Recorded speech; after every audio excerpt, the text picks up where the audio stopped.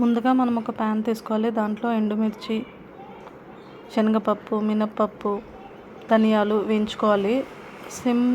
Stove సిమ్లో పెట్టుకొని వేయించుకోవాలి.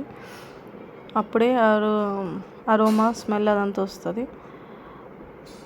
అదంతా పౌడర్ చేసేసుకోవాలి. తర్వాత మళ్ళీ ఆయిల్ వేడి చేసుకొని ఆవాలు, జీలకర్ర చేసుకొని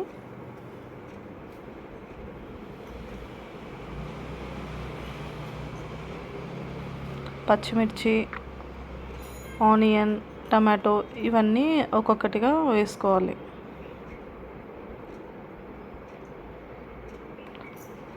పచ్చిమిర్చి కాగిన తర్వాత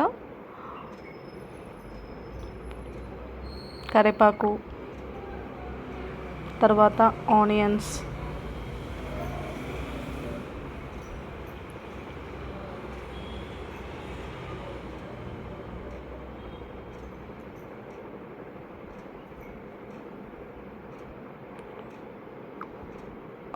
కొంచెం మగ్గిన తర్వాత అల్లం వెల్లిగడ్డ పేస్ట్ వేసి బాగా కలుపుకొని, అలాగే కొంచెం తగినంత పసుపు కూడా వేసుకొని కలుపుకొని మూత పెట్టుకొని కొంచెం ఆనియన్స్ మరీ డార్క్ బ్రౌన్ లాగా ఫ్రై అవ్వకుండా కొంచెం లైట్గా మగ్గే వరకు చూసుకోవాలి.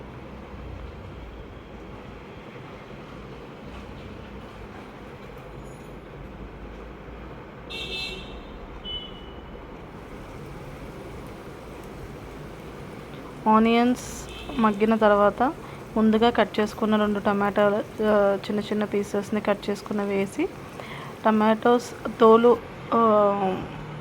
బయటికి వచ్చేంత వరకు కుక్ చేసుకోవాలి. టమాటో స్కిన్ బయటికి వచ్చేలాగా కుక్ చేసుకున్న తర్వాత వేరే ప్రాసెస్ చేసుకోవాలి.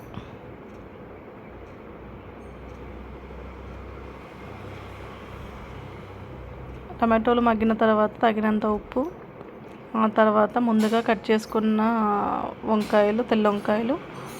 వంగిబాత్కి తెల్ల వంకాయలు అయితే బాగా టేస్ట్గా ఉంటాయండి. సో మీరు ఎప్పుడైనా ట్రై చేస్తే కూడా తెల్ల వంకాయలతోనే ట్రై చేయండి.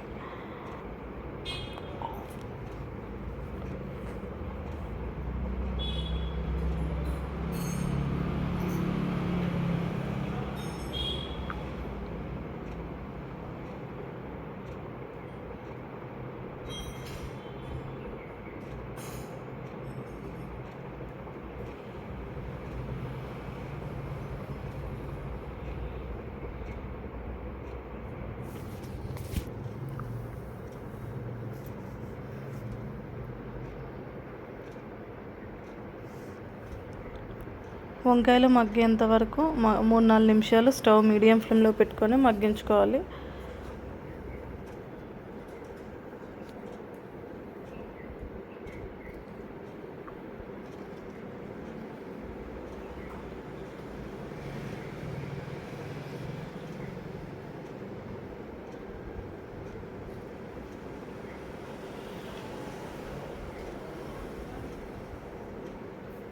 మనం ముందుగా నానబెట్టుకున్న చింతపండు గుజ్జుని అంతా సపరేట్ చేసుకొని టామరిన్ వాటర్ జ్యూస్ని మిశ్రమంలో కలపాలి.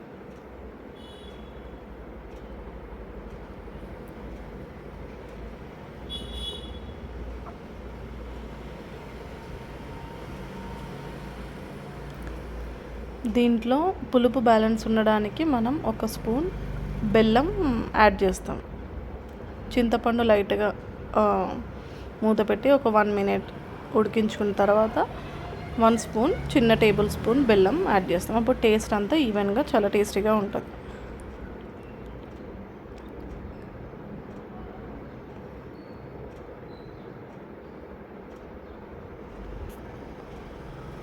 ఇప్పుడు చూస్తున్నారు కదా, అంత చింతపండు, అంత వంకాయలు కూడా బాగా ఉడికాయి. నేను ఇక్కడ బెల్లం పౌడర్ యూస్ చేస్తున్నానండి. మీరు బెల్లం యూస్ చేయొచ్చు, లేదా చక్కెర కూడా యూస్ చేసుకోవచ్చు.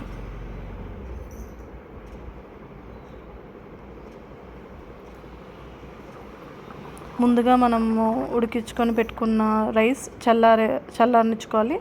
ఆ తర్వాత మనం చేసిన ఈ మిశ్రమాన్ని కలపాలి. వంకాయ మిశ్రమంని మనం ముందుగా ఎండుమిర్చి ఇంకా మినప్పప్పు శనగపప్పు అవి వేయించుకున్నాం కదండి సిమ్లో, అది కూడా పౌడర్ చేసుకొని ఒక 3 టేబుల్ స్పూన్స్ ఈ పౌడర్ని కలపాలి.